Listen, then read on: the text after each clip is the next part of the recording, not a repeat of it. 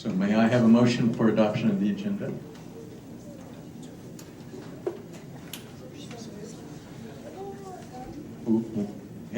We have a motion and a second for adoption of the agenda as presented. Any discussion? We're ready to vote.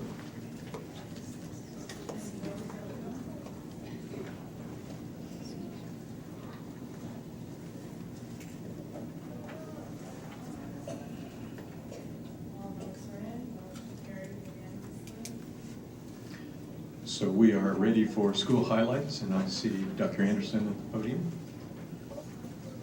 At this time of the year, and at this time in our board meeting, we have started a new tradition as of last year to have a Senior of the Month. So we are excited, and I think, is this on? I think it is. Thank you. Our Senior of the Month comes from Topeka West. We have our awesome principal, Mr. Dustin Dick, that'll come up, share a little bit about our Senior of the Month, and when our Senior of the Month comes up, we'll want them to share just a little bit about themselves and their plans for the future. So, Mr. Dick. Good evening.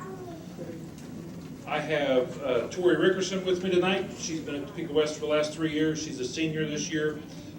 She's been part of Chargers Friends for Life. In the time she's been at Topeka West, she's been part of the math club, Spanish club. She's a cheerleader, JV and varsity this year. She's in our leadership studies program.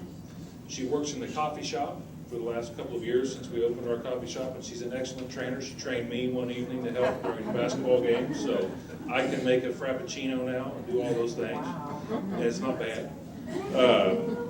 She has work outside of school. She's a pretty busy young lady, and she has taken many dual credit courses with Washburn while she's been with us. And I think probably she will end up with the most college credits of any student we've had yet. When she graduates, she'll have 29. Wow. So.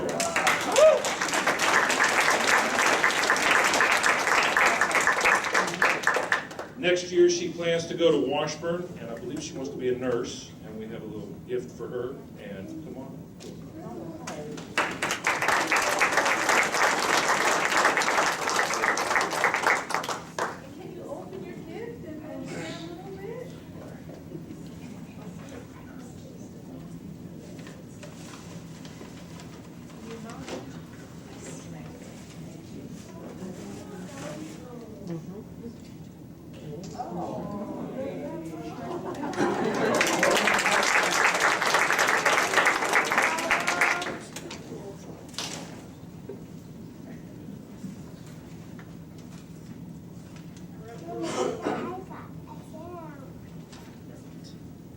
Hi, I'm Tori. Okay. I want to express that I've really enjoyed my few years at Topeka West High School. I feel that while at Topeka West, I've sought out many opportunities and been very involved. My favorite things to participate in are definitely cheer and working in the coffee shop. They both made me more outgoing, and I've made lots of friends. After I graduate in May, I'll attend Washburn University, where I've been accepted for the fall of 2018. I'll enter with the 29 credit hours that I've obtained through the concurrent credit program at Topeka West, and I plan to major in nursing. After college, I want to work as a nurse in an ER or as a traveling nurse, and after gaining experience that way, I want to pursue a degree as a nurse practitioner.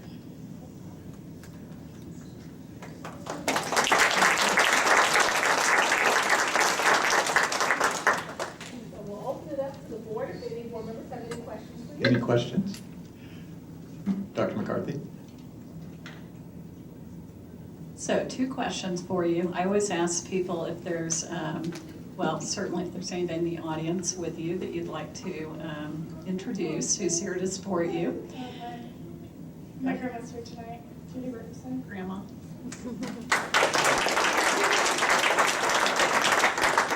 And do you have any favorite teachers or stories about Topeka West? And I'm also interested in hearing what it's been like for you to take the concurrent credit courses and how that's worked for you. I have 2 favorite teachers right now. My history teacher from last year, Mr. Perry, he's been awesome and really a role model for me. And my English teacher, Mr. Daniels, I proctored for him this year, so I help him out that way, and he's been pretty great too. What was your second question? About the Concurrent credit. I mean, the classes have been, I think they have helped me in the transitional period from high school to college, and I think it'll be really beneficial to have those hours when I go into college next year.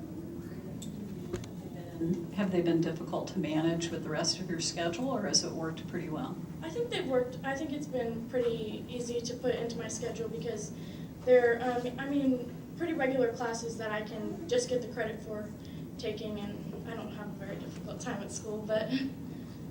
I imagine not. Yeah. That's great. Thank you very much, and good luck to you. Thank you. Mr. Woods? Thank you, Mr. President. Welcome. Thank you. We're really excited to hear about what you're going to do and all that you've accomplished already. Quick question I was going to ask you, how did you decide you wanted to become a nurse?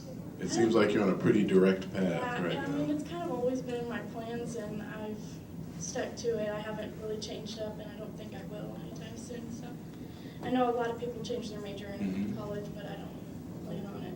Which would be okay. I just was curious how you interacted with your counselors, or because you've been taking enough classes while you made your decisions early, while you still have a lot of runway in your schedule. Yeah, I just like to help others. So.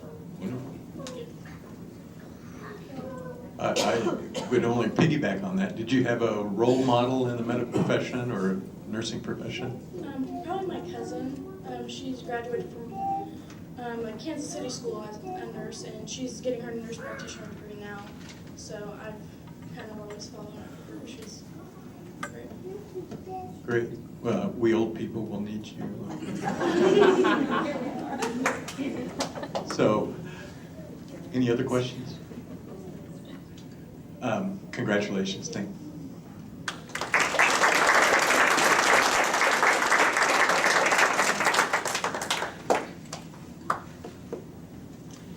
And we ask for all those that are receiving awards to stay for just a few minutes. When we conclude the awards, we do want to take a photo with our board members.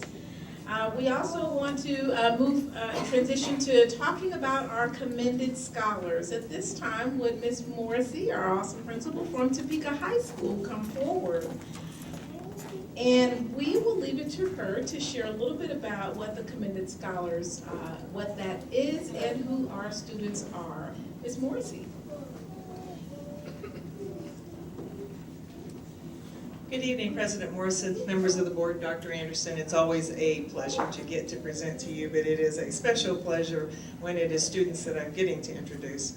The Commended Scholars are part of the National Merit Scholarship Program, and it obviously means they're very smart and they've tested very well, and they've made it through that first wave of students that are recognized for how well they've done on their testing. So it is my honor to present two Commended Scholars to you tonight. The first one is I either get to see you or the paper, so I'm going to opt for the paper. My first honor read this evening is Jada Gardner, and although she is still connected to THS, Jada has been attending the CAMPS program at Fort Hays State University. I'll get this right. It's the Kansas Academy for Science and Math. And she has been there. I've ironically never met the young lady at all. So when I came in tonight, I've also not met Mom. So I had to look around for somebody that might be Mom from the picture of her as a sophomore, and I found Mom. She is here. If you'd come on up, please. This is Gloria Corrin, her mother.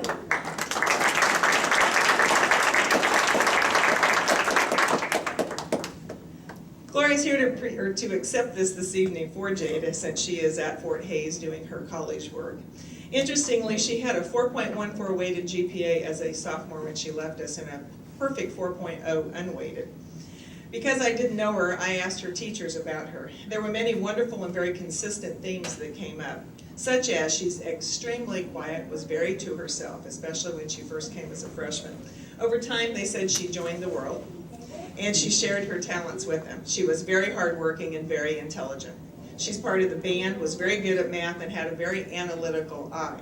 She was a natural scientist, and she knew how to collect data and do lots of that before she would draw conclusions. Not a surprise she's in the CAMPS program. Interestingly, in spite of her very quiet nature, one of her teachers stated that although she was shy, she was extremely clever and very witty. These comments certainly make me very curious about who she is today after 2 years at Fort Hays State. I imagine we would be thrilled but not surprised to see who she's become, and I hear she's come out of her shell. She has thoroughly enjoyed being involved with other students who are also passionate about the same things as she is. So it is my honor to present commended scholar Jada Gardner in absentia through her mother, Gloria Horn.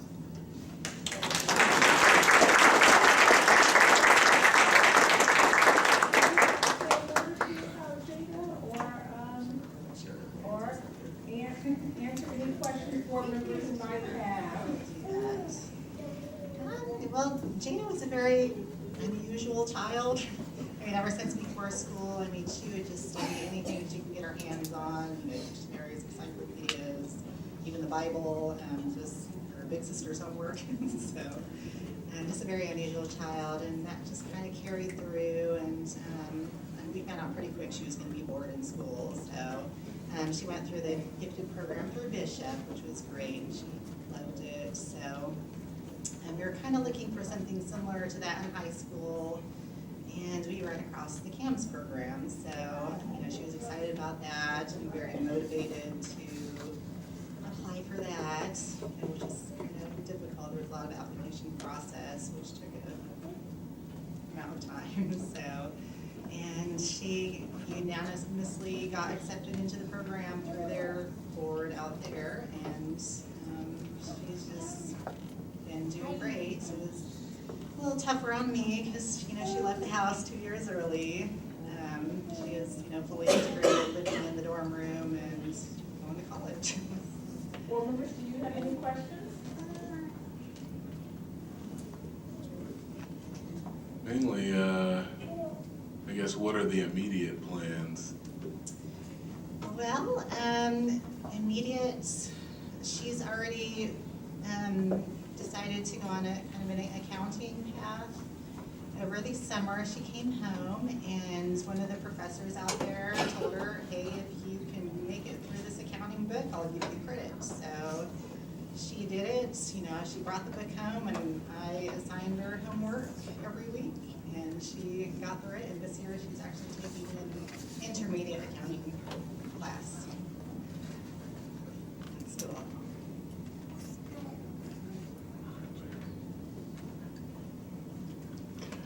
Congratulations to her. Thank you.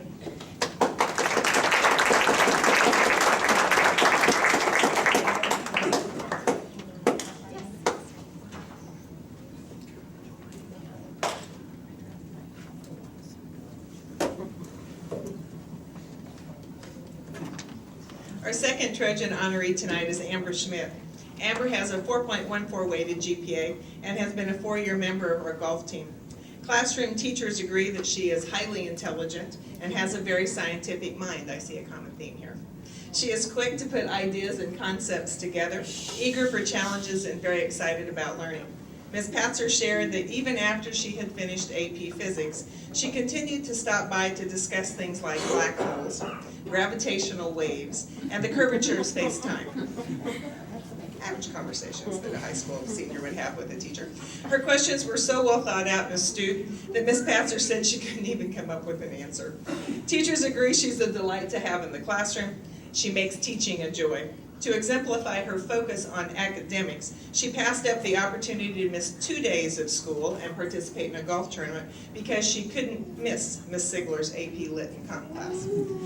I'm also told by Mr. Nelson, her golf coach, that she loves dolphins. Mr. Eubanks said she's an and girl, and I said, what's an and girl?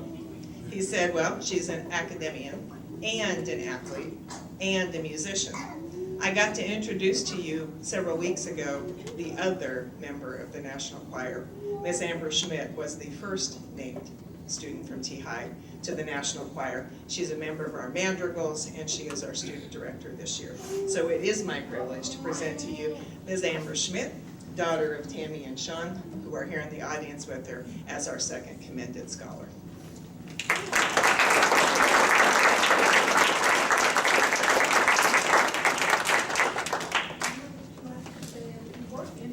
Questions from the board? She'll answer questions. So, any questions, board members?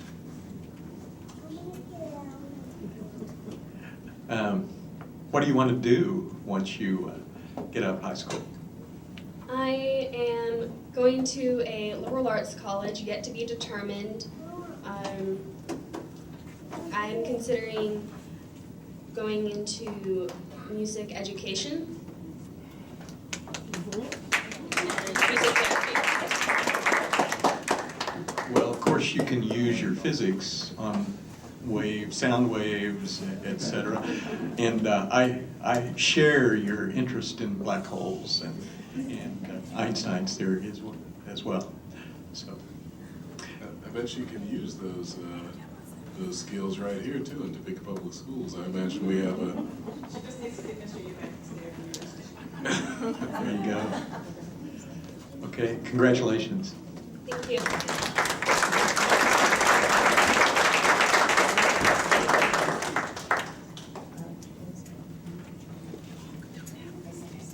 And now at this time, we will transition into talking about our September Attendance Award. All right, it's very heavy. And the award winner at this time, and for those that don't know, the schools compete across the district, and the highest attendance, it was pretty high, it was almost 100%, 97.83%. So 98% attendance for the school, one of our largest schools. It is Scott Dual Language.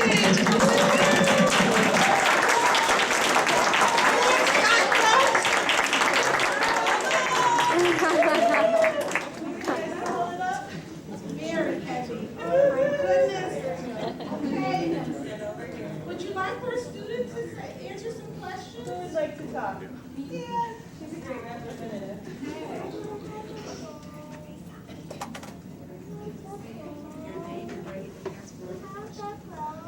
Hi, I'm Alina. I'm in 5th grade. And what questions might you have, board members? Board members?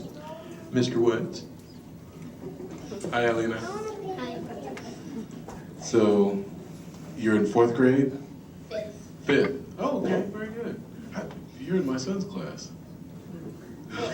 No. He's in Mr. Covington's. Oh, okay, you're in Babiera. Okay. Well, Alina, dime, ¿qué es tu clase favorita ahora? Mr. Bobier's. ¿Pero qué asunto?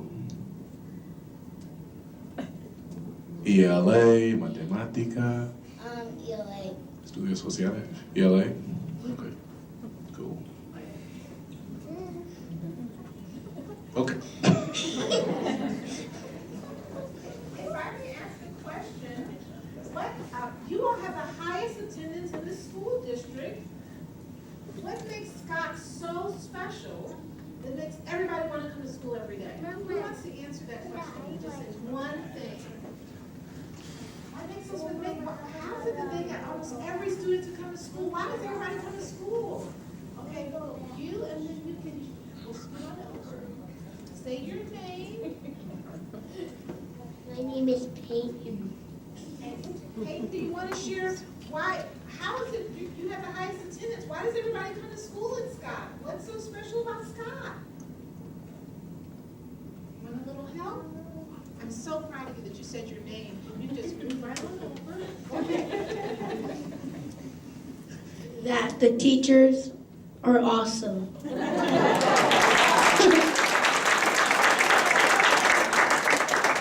Says it all. With that in mind, do you have any items that you want to say before we transition to take No, photos? we really just want the students here because of the students' attendance, and I like to acknowledge the parents that are here because it really is all of us. And then also our attendance team is here that does the behind-the-scenes work and making sure our secretary and counselor. That is awesome.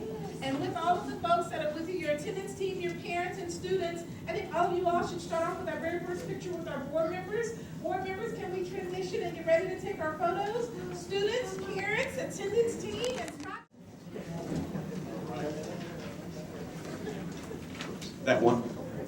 That one is Miss Ethel Edwards, and Miss Edwards, let me read this to you before, I know you've heard it before.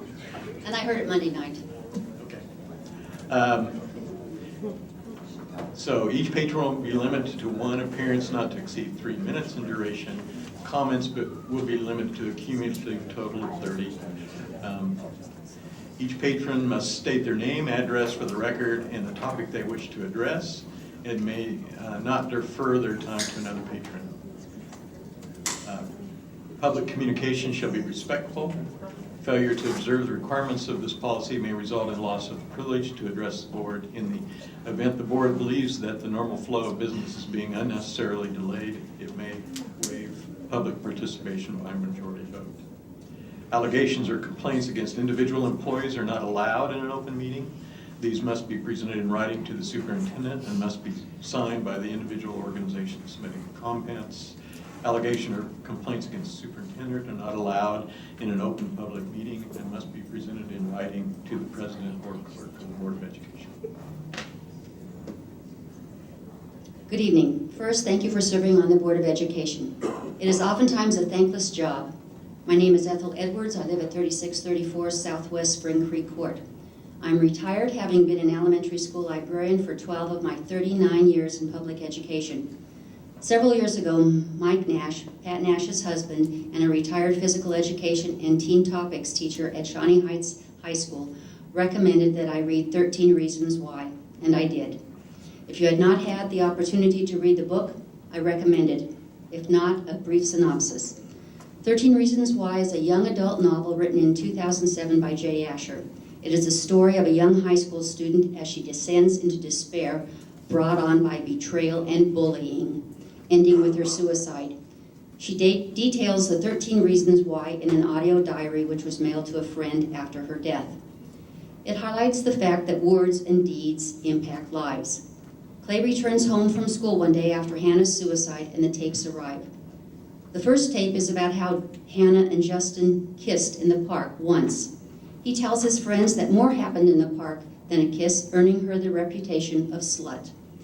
The next person, Alex, publishes a hot or not list and awards Hannah the title of best ass, which reinforces her reputation as a slut. On another tape, Courtney tells about the sex toys, non-existent by the way, that she says she finds in Hannah's bedroom, continuing to further Hannah's reputation as a slut. On one of the last tapes, Hannah tells the counselor she was raped and asks for help. He basically tells her that if she is unwilling to press charges against the boy, she should just try to move on. After Clay finishes listening to the tapes, he sends them on. As the novel ends, Clay reaches out to a classmate who he thinks may be considering suicide. From a reader referencing Paul Ringel in his book, How Banning Books Marginalizes Children, and I quote, "Keeping books about certain types of children or experiences out of libraries or putting them on separate shelves perpetuates a troubling vision of a sheltered American childhood that in fact has rarely existed." And from another reader, "This book changed my life. 13 Reasons Why is so much more than just a suicide book. The gripping storytelling, raw emotion, dark themes blended together perfectly to create a shocking tale that was heartbreaking to read. Hannah's slow descent into depression was so difficult to read, I cannot believe the cruelty of some people. Thank you, Jay Asher. Your book has truly changed my life in more ways than I could ever express." Besides receiving numerous awards, 13 Reasons Why was on the New York Times bestseller list for over 250 weeks. Now the point of this. Not one TPS high school took advantage of this opportunity to hear Mr. Asher talk about how he came to write this book and the writing process, how he was rejected 12 times before it was accepted and published, how the original ending differed, how it had been translated into over 30 languages, and how the covers differ in each of those countries. I did attend this presentation last week with Jim, my husband, as did students and teachers from Seaman High School and St. Mary's High School. They had an experience they will remember and share. Thank you for listening, and again, thank you for serving on the Board of Education.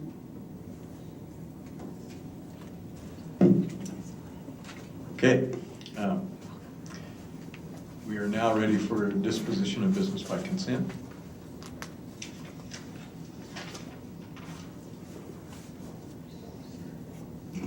Mr. President, I move the board approve the items of business by consent as presented and authorize the board president or superintendent to sign the special project and purchasing contracts for and on behalf of the board.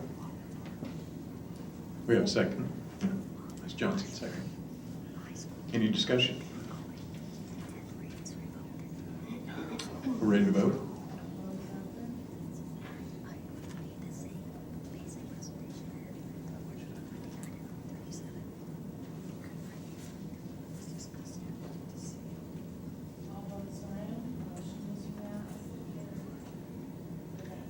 So we come down to the superintendent's report. The first item under the superintendent's update, the first item is fundraising. And we would like to pull the DCAC president, ask him to come up to the podium to talk about the DCAC study topic of fundraising. We do have some college and career readiness updates and a dual language update, but we'll start off with our DCAC president to share what the topic of study is. Good evening. Thank you. My name is Daniel Fote, and I'm serving as the 2017-2018 DCAC president this year. As you can see up on the screen, we've got the topic this year of fundraising and solicitation in schools. Obviously, this is a topic that touches just about anyone who attends or knows someone in a school, whether it's a student or just even someone who works there. There's an incredibly broad variety of fundraising that goes on, and it's also very different at the different levels of school, elementary, middle school, and high school. We see a lot of PTA fundraising, also actual building fundraising.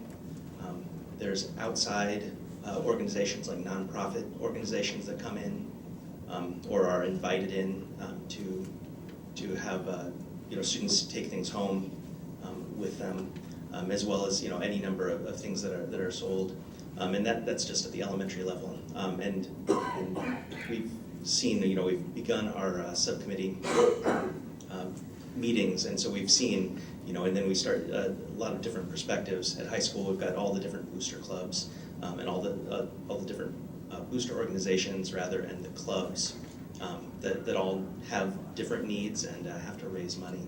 So we're starting very broad. We're looking at we're sort of in that information collecting stage currently, looking at policies that currently exist in this district and externally, both county, state, and potentially beyond, and just looking again if there exists some best practices.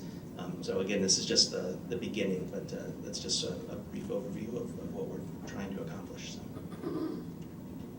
Any questions? Dr. McCarthy? More a comment, I'd just say this is terrific. I don't think I've ever seen this question before investigated by DCAC. Has there? So this will be new information for us, and as a member of the policy committee, I really welcome the input to see if there are any changes we need to make to better suit the students in schools. One thing that we've noticed was that the longer current district policy was from 2010, and a lot of things have changed just in that time. A lot of external pressures, and so we're just looking to. Again, see if there's anything we can change, report back and see if there's... Yeah, and of course the whole online presence too now with GoFundMe and sites like that. I'll be really looking forward to hearing your results. Thank you. Other questions? No? Thank you very much. Thank you. Our next item is on the topic of dual language. Ms. Anita Curry is coming forward to share briefly a little update about where we are with dual language and recent visitors to the district. Thank you. Thank you for the time tonight. I'm glad to be up here to share one of my passions with you about the district. I'll start by sharing with you that Scott Dual Language Magnet School was selected to be an international Spanish academy, and this was due to their academic excellence in Spanish. So they had 2 representatives come from the Spanish embassy to visit the school, and the student council took them on a tour of the school. The whole tour and all the question and answer periods were all in Spanish by the students. If you want more details, there's pictures and some details on Facebook, but some of the benefits are that it includes a teacher visiting program, an online Spanish library, networking with other dual language Spanish academies throughout the world, and Spanish lessons.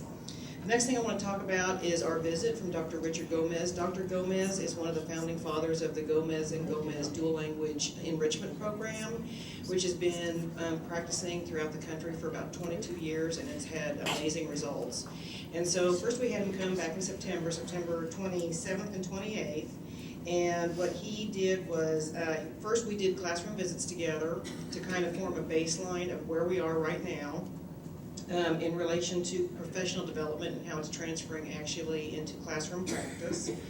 And then that night we had a parent meeting that Dr. Anderson helped us facilitate and Dr. Gomez facilitated. And it was just informational and some slideshow about some of the work he does and the results. And then there was kind of a question and answer period. Dr. Anderson talked a little bit about how we're going to start working on figuring out what high school we want the program to be at and starting some focus groups and that kind of thing. And then on September 28th, we had one whole full day of professional development. It was based on the observations that Dr. Gomez and I made in the classrooms on the 27th. And then we had an administrative meeting to kind of debrief and discuss all that. And then Dr. Gomez came back just this week. He was here Monday and Tuesday, October 16th and 17th, and we got so much done that I know I try not to ever read on these presentations, but I'm going to. So the first thing we did was we reviewed and discussed the district strategic action plan and the 5 pillars and how the dual language program fits into that and how it contributes to those plans. And then we discussed important considerations for the high school dual language program, and some of those considerations include considering our dual language program as a newcomer program for our newcomer students who have very low English skills. Also, we discussed the financial and quality implications if we provide busing or don't put enrollment caps on the program, things to consider when picking a location. Let's see, whether the implications of having more than one location. For instance, it would be great to have it at more than one location so that people in different parts of Topeka have an easier commute, but then again, it puts a stress on the HR department to try to staff 2 programs.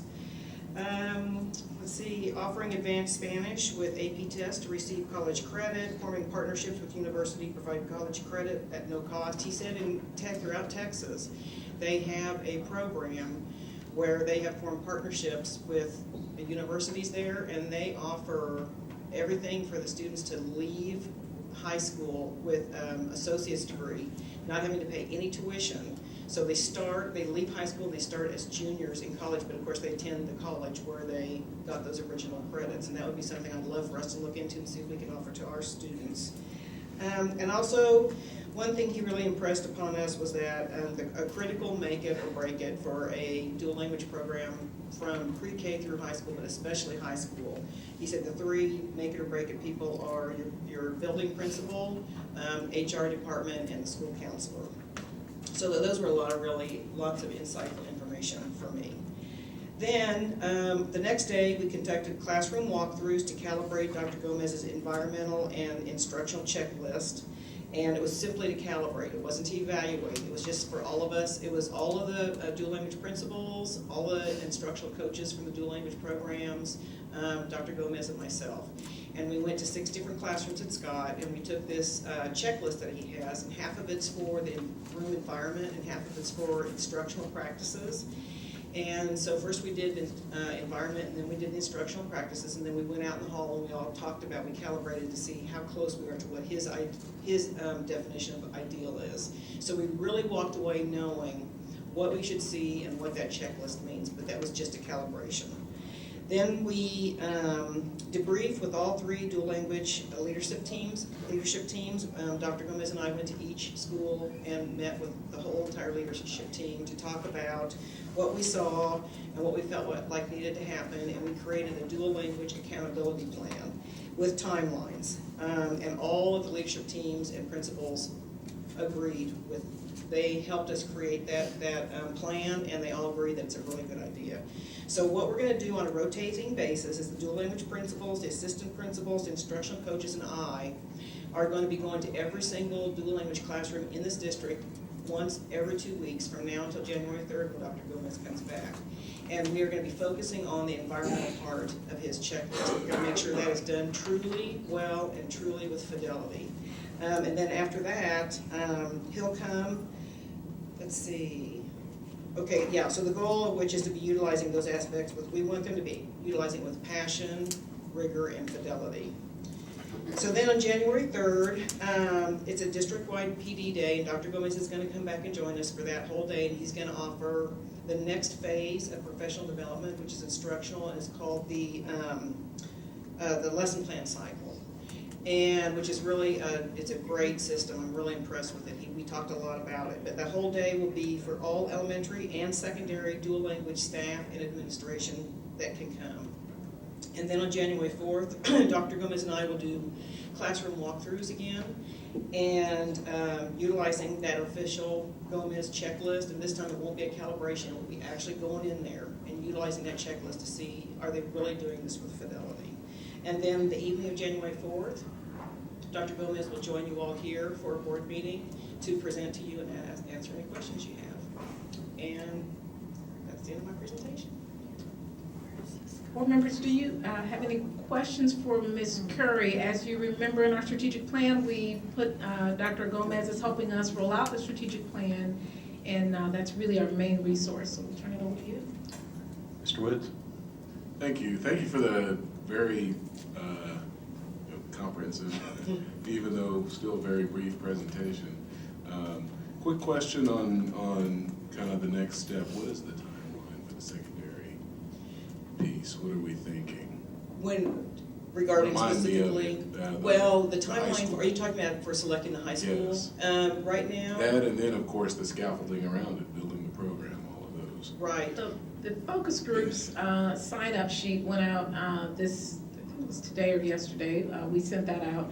So as people sign up for the focus groups for each one of the strategic plans, that group, that's the first thing we'll talk about in terms of early next semester, determining potentially the 2 high schools or the 1 high school that we select. And that'll be the group that, that plans that. Will you be joining that group, Mr. Woods? That'd be great. Probably. Great. Yeah, As a dual language I parent didn't and get board member. Yeah, I didn't get a sheet. But The email, yeah, so it's really just RSVP and saying what focus groups. So then for board members, as you look at those goals, those 5 goals, if there's a particular goal you feel strongly about, then just let us know, or Ms. Kruger, and we'll let you know when the focus groups are meeting under that particular goal. But early next semester is when we would want that decision made by, January, February, meaning early next semester by that focus group. sure. Very good. Okay. Any other questions for Ms. Curry? I noticed too, when I read the board docs today, there was something on there about wanting to get information on changes from KSDE. I can answer any questions on that. I wasn't sure exactly what the focus of that was supposed to be. I don't know if it had to do with the funding or.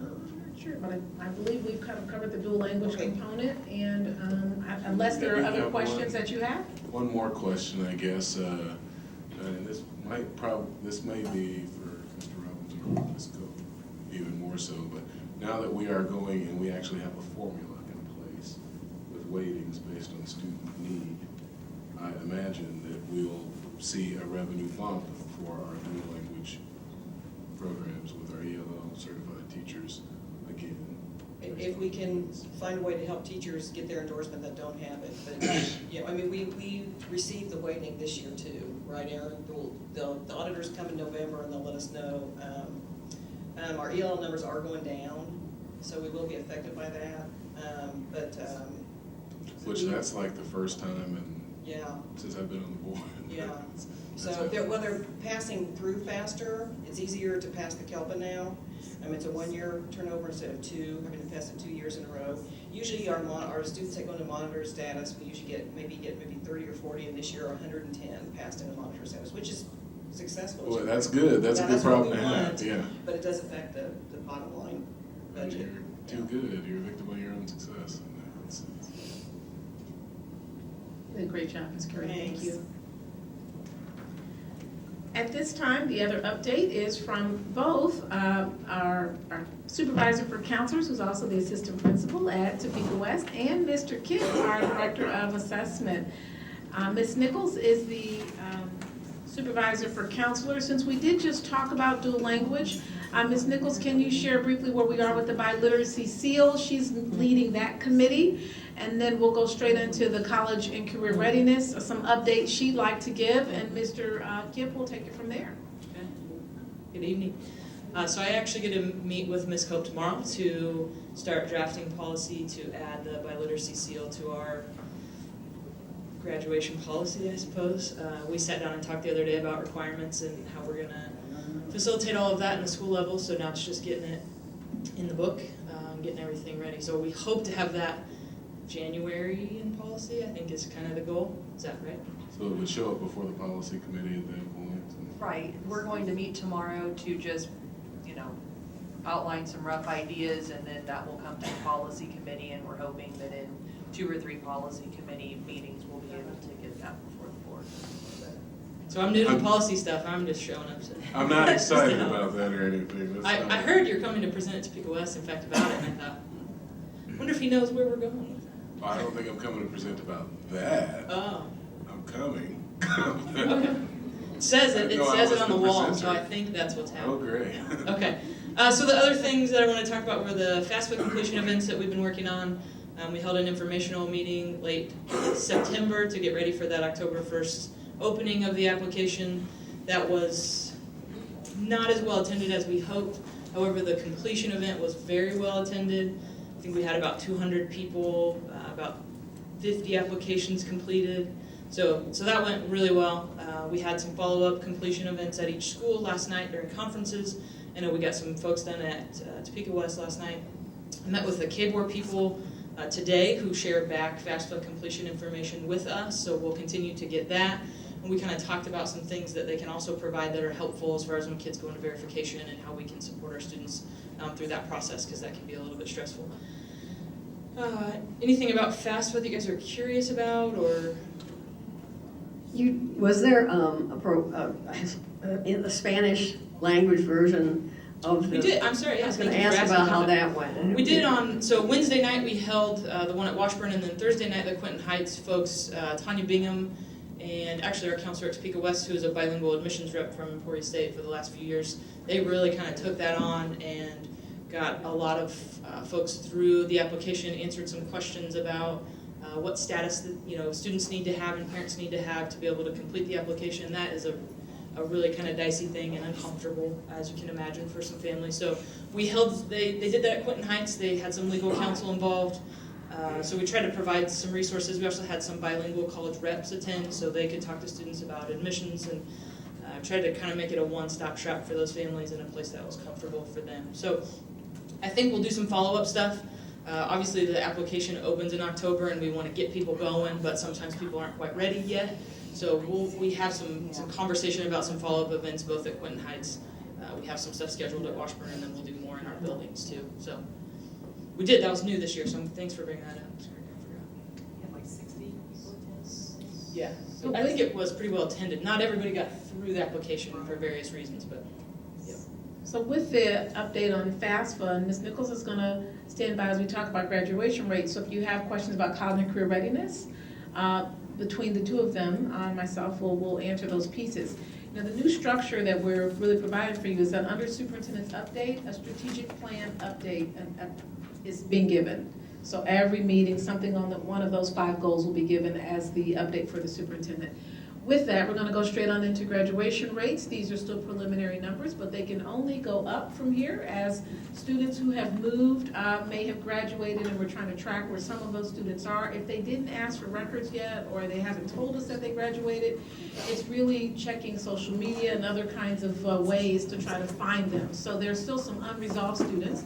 So the rate may continue to go up, but Mr. Kipp, you wanna take it from here? Yep, thank you. Good evening.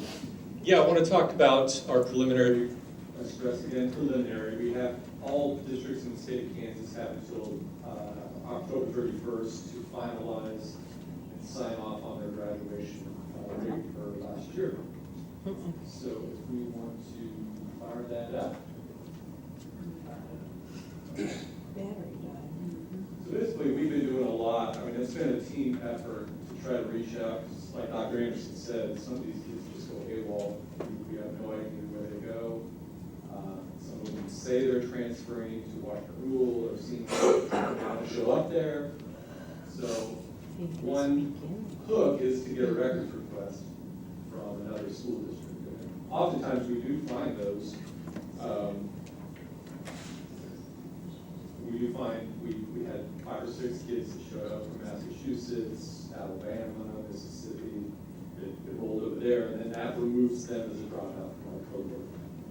So, Mr. Gibb is gonna continue on with the presentation so that, and just give the numbers, and if the PowerPoint comes up that shows the overall district rate, and you'll see that on the screen. Other than that, he'll go ahead and just share the overall district rate and some highlights. yes. As soon as the technology comes up, we do have a line graph that shows the past 7 years of graduation rates. The state recognizes a 4-year graduation rate and a 5-year graduation rate. So for accountability purposes, a building such as Topeka West will take the higher of the two, whichever percentage is higher. So I'm happy to say, as of now, our district 4-year rate is 76.6. And that's up almost 2% from last year. Warming up. Okay. The 5-year rate, go back to that first chart. There we go. The 5-year rate is illustrated in red. And as you can see at the very end on the far right, that number might be hard to read, but it is 80% the 5-year rate. So in general, if you drew a trend line through there, we're on a pretty good trajectory. Now that 2010, 2011 beginning, that's when they started changing the formula at a national level, and the state adopted what the National Board of Governors recognized as a cohort graduation rate.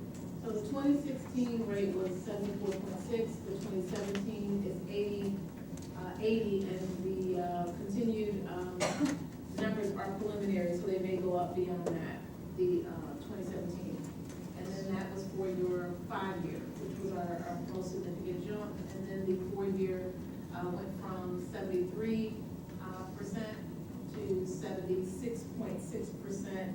And it's anticipated that that will also be rising as well, which we are ecstatic about the significant jumps in the year for the 4-year and 5-year rates.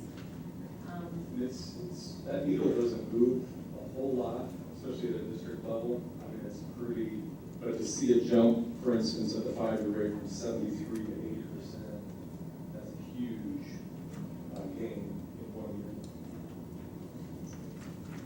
Particularly considering that our funding's been flat. That's a good point. Yes. I kind of wanted to, rather than go through all the data, just pull out some highlights for y'all. 776 TPS students graduated in 2017.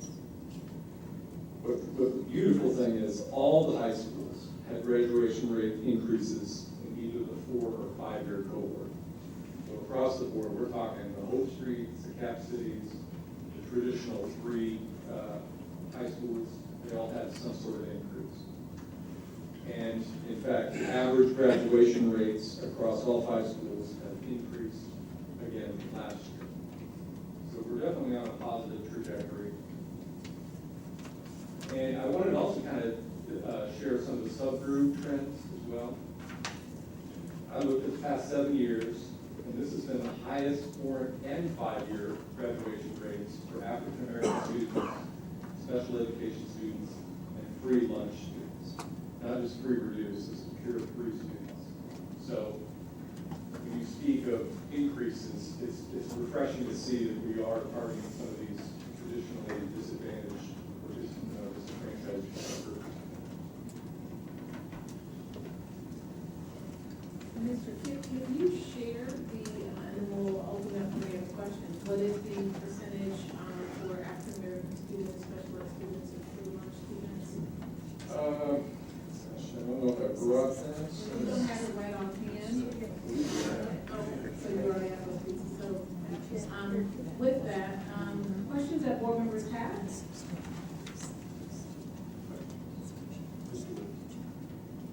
Thank you, Mr. Kidd, for the presentation. A couple of questions. One of them just was so I know how to read the graph. Would it be safe to assume that you look at the individual school graphs that these two lines are kind of interchangeable? We're talking about changing the same kids. So if the 5-year rate went up and the 4-year rate went down, we can assume that more of those students shifted over 5 years. Correct. But okay. So which is a good thing because that shows we're still talking about overall progress. Yeah, I mean, they use the term on-time graduation to reflect the 4-year graduates.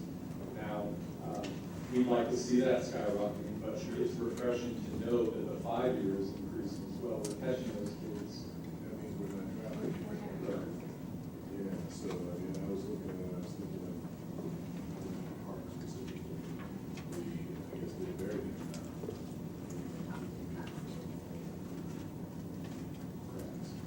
And then she may speak to the senior spreadsheets and some of the specific strategies you use to catch some of those kids from falling through the cracks. I think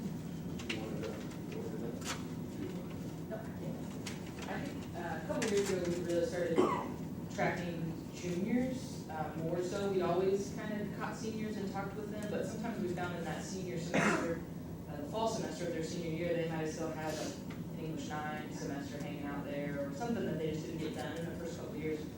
So 2 or 3 years ago, when I came to Topeka West, we started pulling juniors in and saying, hey, you gotta get this English 9 done this year, so next year, you're not taking all of these freshman classes.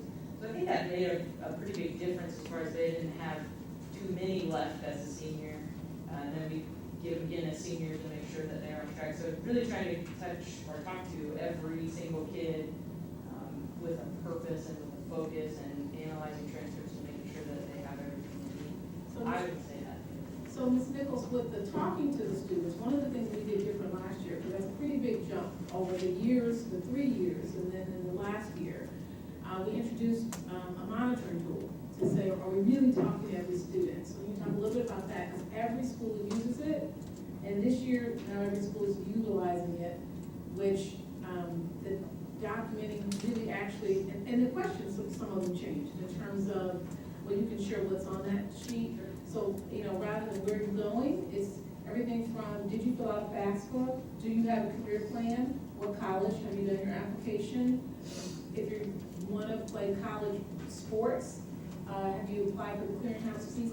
So it's some of those things, I may have missed some. But we started that last year. There's a little bit of, what, a spreadsheet, but it ended up being, I'll leave it to you to talk about that. Every school does that now. We always did sort of a paper pencil led interview with students, and then we have the stack of papers, and we didn't really have a good way to kind of capture that data. So we started doing it on a computer for some counselors who have been doing this for a long time. That was a little bit of a struggle. That's probably most of the resistance we got was I like my pen and the paper.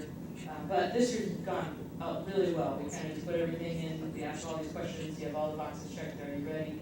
Are you going to do this? Did you do this? So it's a really great conversation, and then backing that up a year to juniors as well, so they're not behind, as we catch them as seniors. So we have all of that in one place, and we can kind of analyze that data a little better. Do we need to do a better job with these kids or providing support for this thing?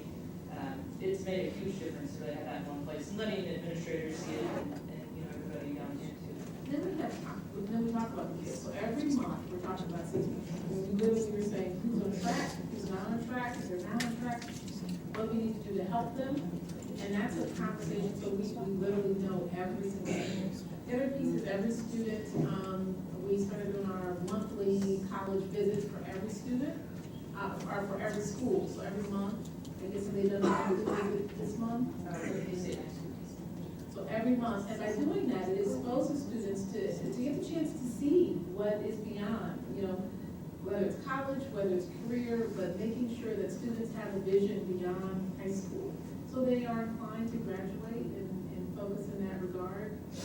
I should say we're also going to Washington Tech, so Mr. Robbins getting us transportation. Yeah, we're trying to target the right students using that spreadsheet. You said you want to go to KSA and Ben and understand, so that it's been really helpful and gives them some market. So the only other question I have just would be about additional, I guess, when do you expect to see results from some of the extra support and additional classes? Majority of the investments were primary, but I mean, I really just want to think, and the new focus on college and career, I don't think the administration is leading that way on the work we're looking for. So I think it's possible. Now, so I just wanted to ask you. So I hope, and I kind of was talking to the K-Board folks a little bit about this today, when we see that first and second year retention rates at our universities and junior colleges, and I think we get some of that data back, and I'm pretty sure that's part of this kind of follow-up and making sure that we're helping students find the places that they fit for this and that they can pursue their goals. And so in my mind, that's kind of the end goal. Did they get a degree? Did they go back for 2 years or 3 years? Or where did, how did that work out for them? So hopefully as we see some of that stuff come back to us in the next year, we know retention rates at some of the big schools in the district is really not good. So hopefully we're helping them take the place that's, going to get them that credential or that degree or whatever that they want to do. Adding to both of those pieces, so the graduate follow-up is that extra new piece, and adding college advocates. But you're right, we expanded the elementary, and so to the question about seeing the payoff for elementary, one of the pieces that we want to continue to see is increased, and we're talking about increased trauma training, not only for those counselors, but really seeing the fact that we increase counselors, we want to see continued responsive services embedded in schools across the district. Counseling is a piece of it, but making sure we not only train those counselors, but also identify what other social emotional supports are needed district-wide. But as of this year, counselors are now full-time, so we look forward, it's still early into the year, the first 2 months, we certainly look forward to seeing a larger payoff by the end of the year, of seeing some new support systems in place district-wide across elementary as a result of having counselors. Some counselors who are now full-time who have been part-time have almost said, or they have said to me, I have time to do the proactive things that I've been wanting to do this year. So I think they're doing more groups and they're doing more teaching ahead of time instead of dealing with the crisis, and those things are happening as well. But the feedback that I've gotten from those people being able to be in their building full-time is they very good.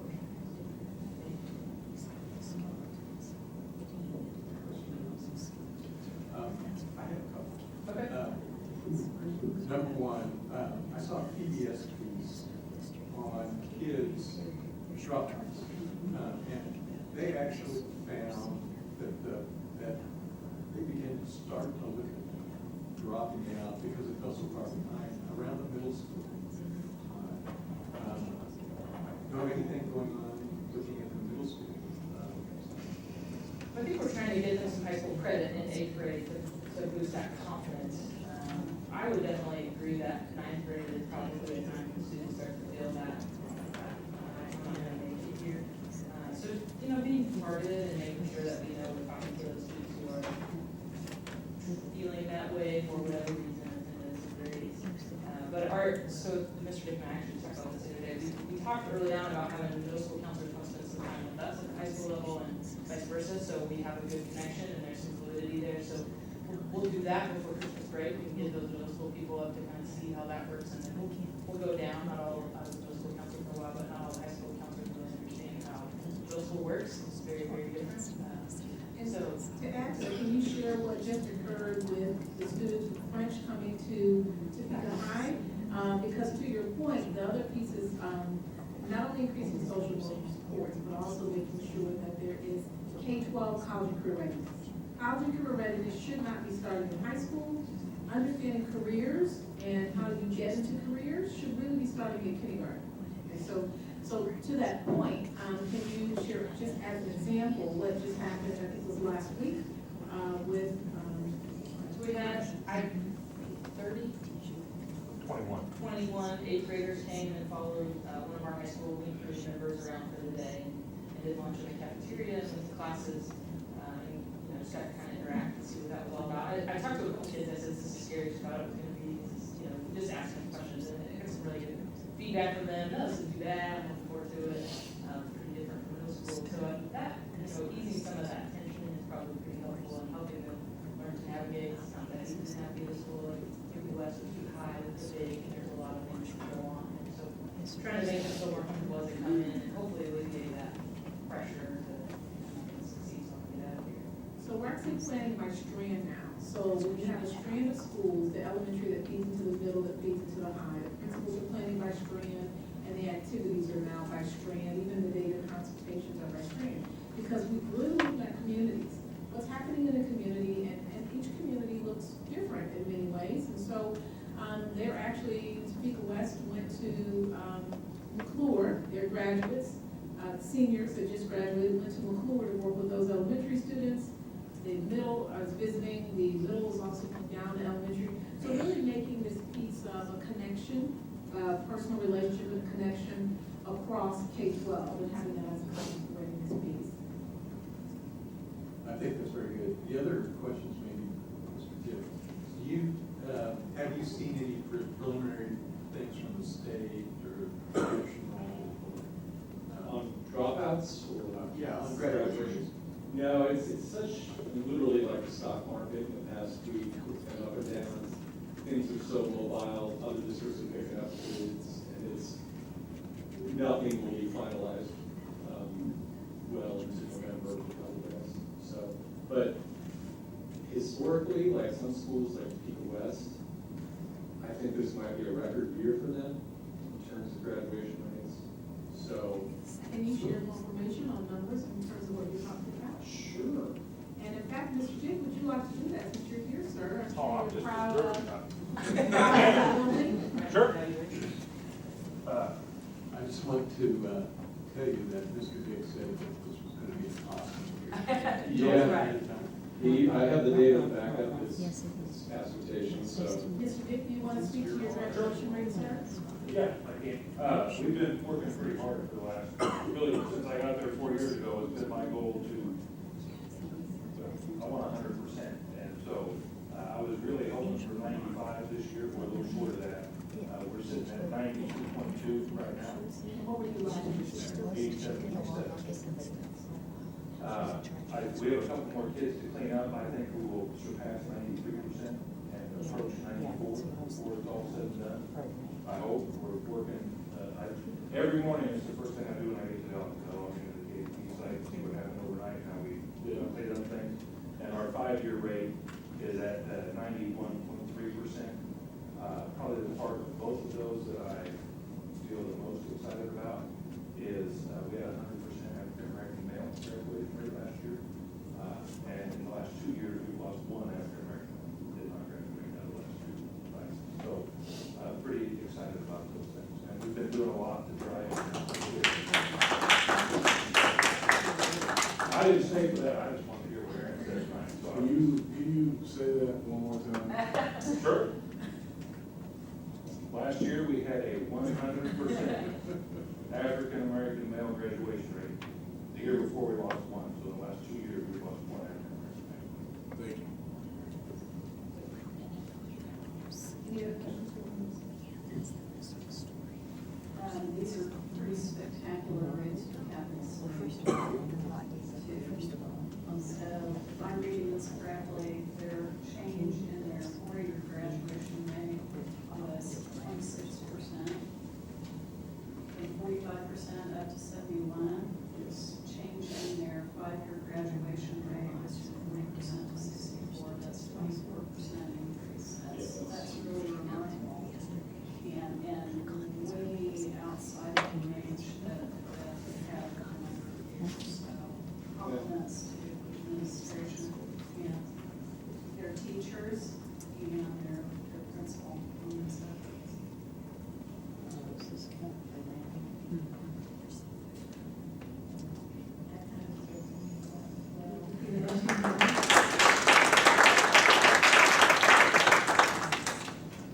It's good stuff. We are so proud of our staff, teachers, and our principals for all that they're doing and serving our students. Thank you so much for the presentation. We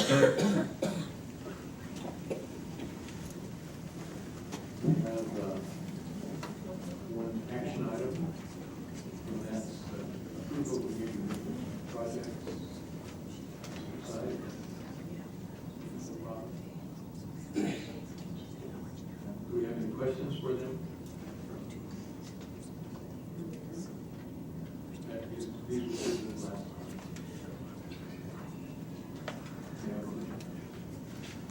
President, I move that we accept the major maintenance projects as presented. Any discussion? Do we have a vote?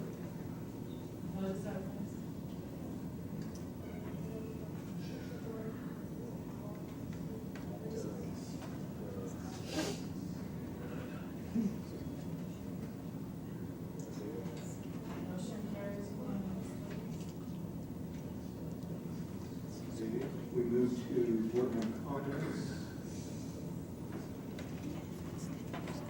Mr. Williams, should we start up here, or are you ready?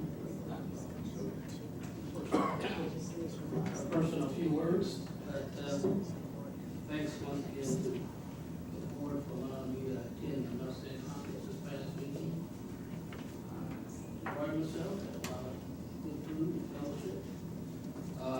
The theme for the conference was Discover the Greatness. I attended most of the sessions dealing with communications and how to manage social media in the school district as well as students. Our luncheon speaker on Monday was a program called I Love Public Schools. We got things. And they gave all the attendees this t-shirt. And in January, they started a I Love Public Schools Day in Nebraska. Trying to get it really spread across the country. Big public schools. They talked about the importance of public education is not dead. We need to promote our positives. I'm not allowed no physical media to be black who we are. Again, thank you. Ms. Johnson. I too would like to say, you all for allowing me to attend the conference in Detroit, latest conversations about recent schools. And the last comment that was really made just reiterated our focus as we make sure that we serve all of our students. And I would be almost interested in that statistic across our high schools, just to see how it compared across the African American board. Because that is a good indicator of, how we're serving all of our students, particularly the ones that fall on the lowest part of the proficiency scale. I always love going to those conversations and it's good every year, and it just seems to get better and better every year, because the challenge is how do we grow as educators, and how does that growth affect the schools and the students and the families that we serve. And so this year, the theme was researchers. We often talk about the binary between male, female, even as you mentioned about Black boys. But then we also talked about the binary between black and white, and how all of our students fit in that binary. So that we become visible, because the way it's presented, or they say groups are not, just presumptions are on the subjects. But we have people from the indigenous groups that spoke, we have people from Asian descent that spoke. And then our like counterparts spoke as well. And this brought us all into the conversation about how our perspectives influence this living quality. It's so powerful, and sometimes we can't bring that back and present it like, well, and that's what they remind us this is not a program. This is a growth process that we all go through. And I know just even being on the board for the last 10 years, I've grown so much, and I'm still grown until, one of the comments that were made is that I'm always learning, and my team's going to look at me. I won't stop learning. So that's what I challenge myself as a board member. Don't stop learning, because the moment I start doing that, the moment I start doing serving. So I do appreciate the opportunity to go. And next year it's in Philadelphia, Pennsylvania, if anybody is interested. October 20th and 25th.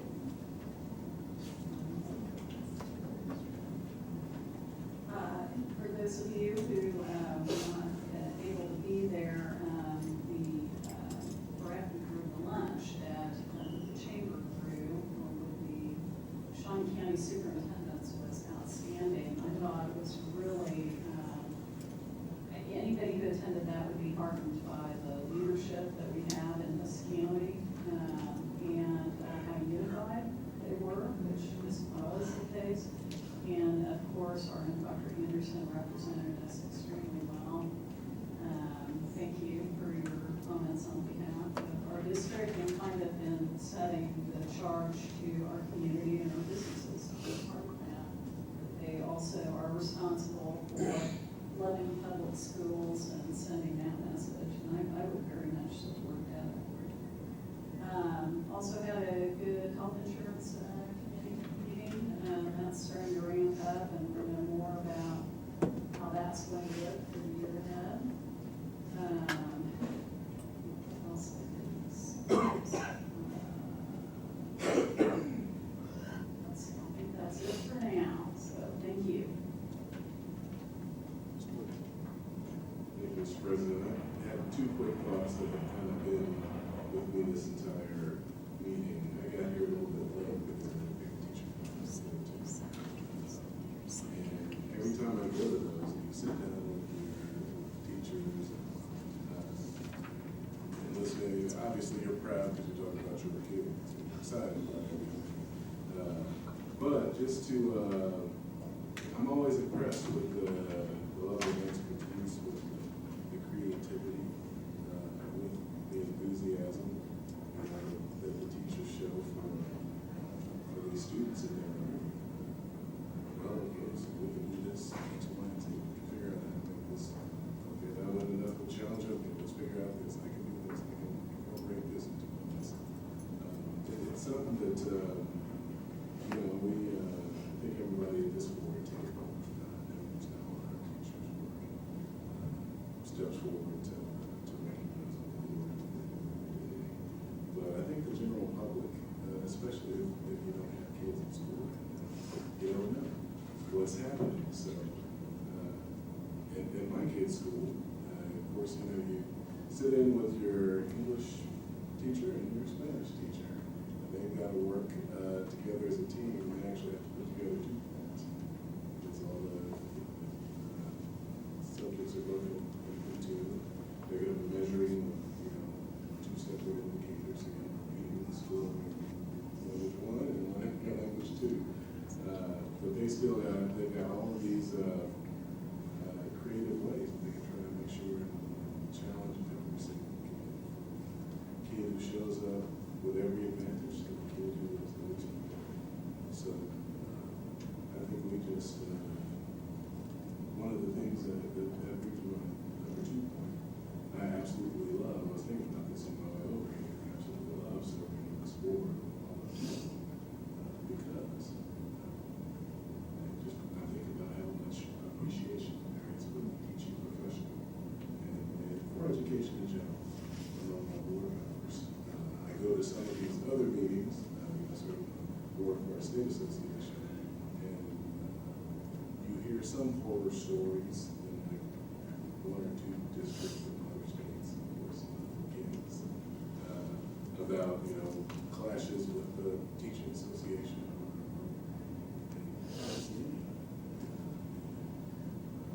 If there's ever a place where you can see, where you want to get a chance to go be affirmed and feel good and re-energized, because you know folks working on the same thing. It's at Topeka Public Schools.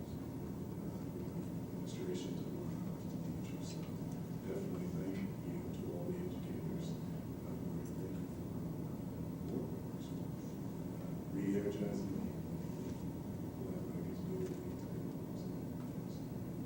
Just one other thing I wanted to do, comment. You talked about the value and the impact the teachers have on our students. There's a young lady in the audience, I just wanted to acknowledge her, the impact that she had on my daughter, Miss Pam McComas. Young lady.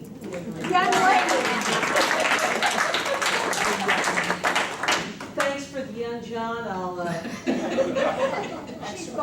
I'll pay you later.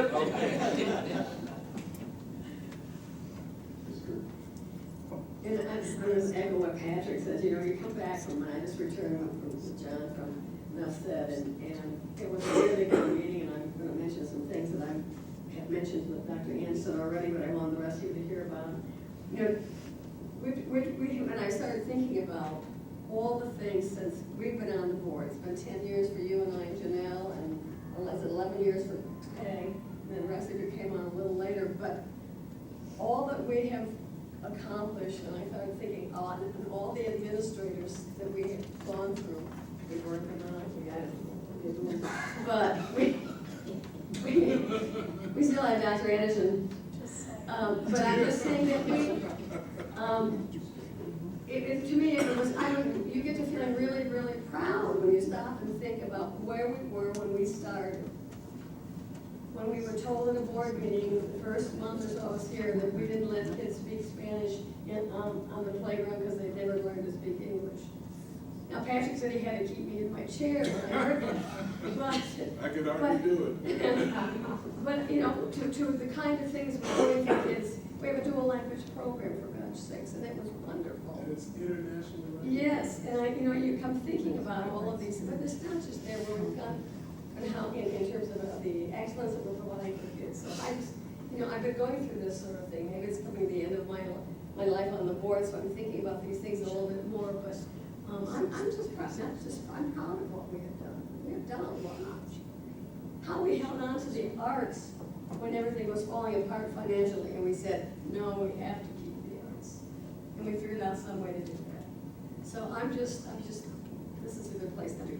But every time you go to a place, you learn something, right? And besides that, I love public schools. That had to do with the fact that the school districts and the state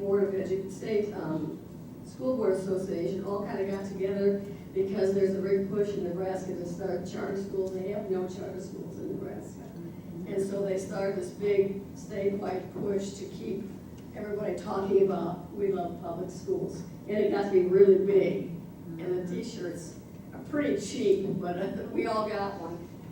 But I think it's an excellent thing to do. I think it is to remind people that we do love our public schools. They are critically important.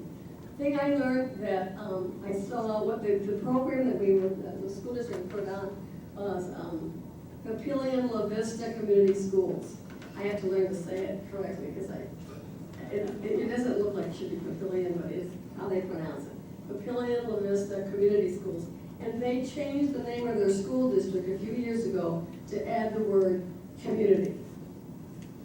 And there are 2 towns that are in this school district, so they really needed to do that, they believed, to make people recognize that we're all one community. And I just thought that was wonderful, wonderful. But they have a whole host of academies. They're ahead of us in that sense. But one of the things they had was an academy that led to unified sports.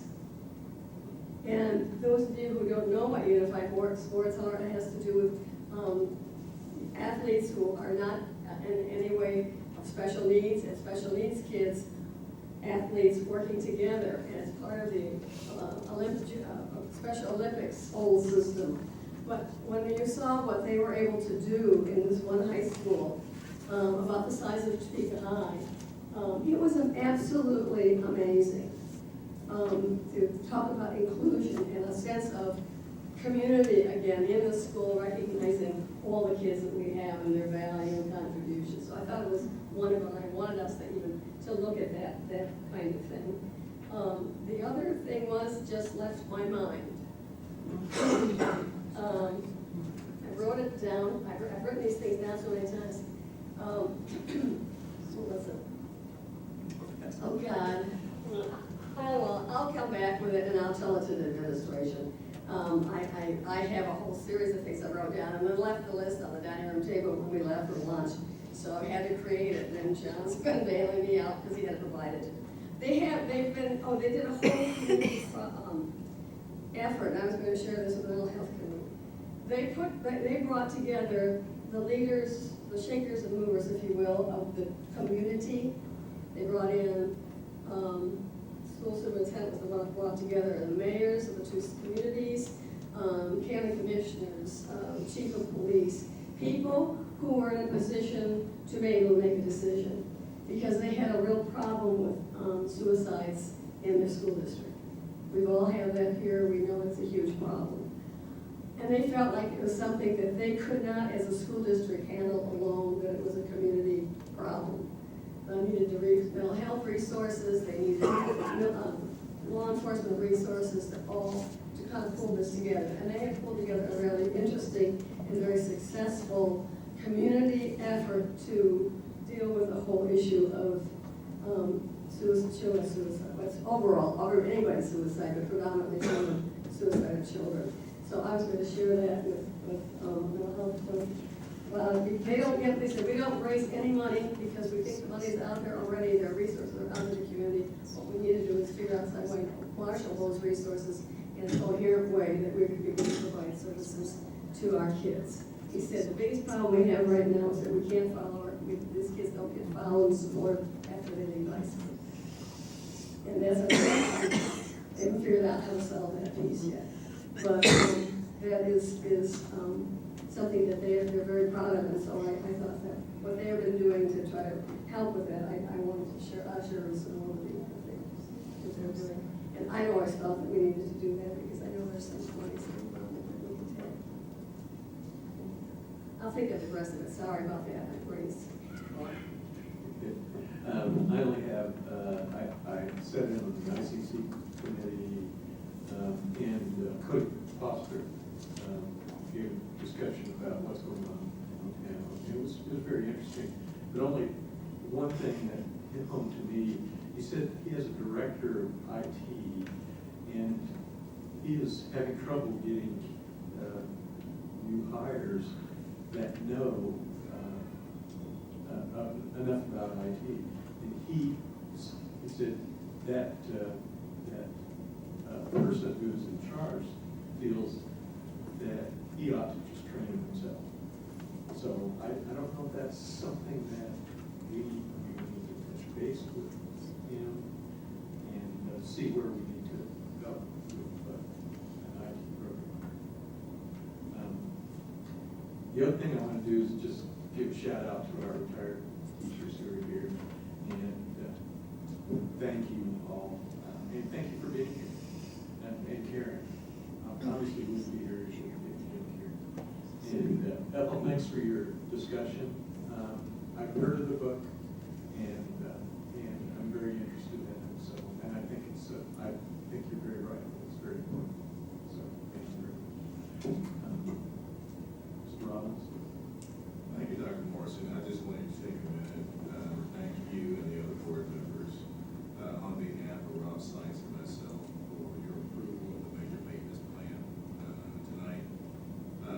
Hopefully you noticed that the major maintenance plan we have in place because of the number of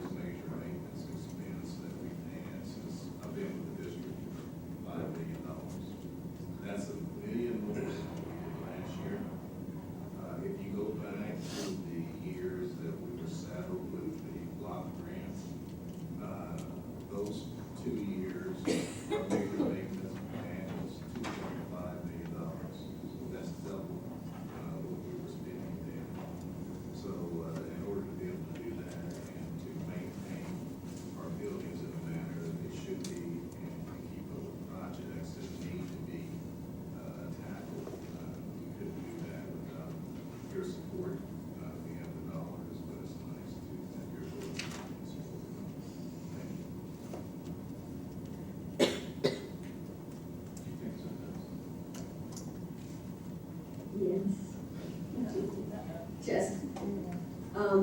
This school district is smaller than we are, of course, but they have a coordinator for business partnerships, and they have 221 business partnerships in this school district. And it's from little things to big things. The business partnerships are a critical part of the summer school program. They have the Carpenters Union, and they're doing a whole week of working with kids in summer school. I just thought that what struck me was that they have somebody who that's their job. They call her a facilitator, but that permeates everything they do in the district in terms of bringing in people, and they coordinate this person knows what's going in and out of every building, which is something I think we sometimes lose track of, how many volunteers we have and how many business groups are coming in and do what and where. And so this person knows all of that. It does a great job of nurturing the business partnerships, lots of recognition, lots of nurturing. So I just thought that was another interesting thing that they did that might be a real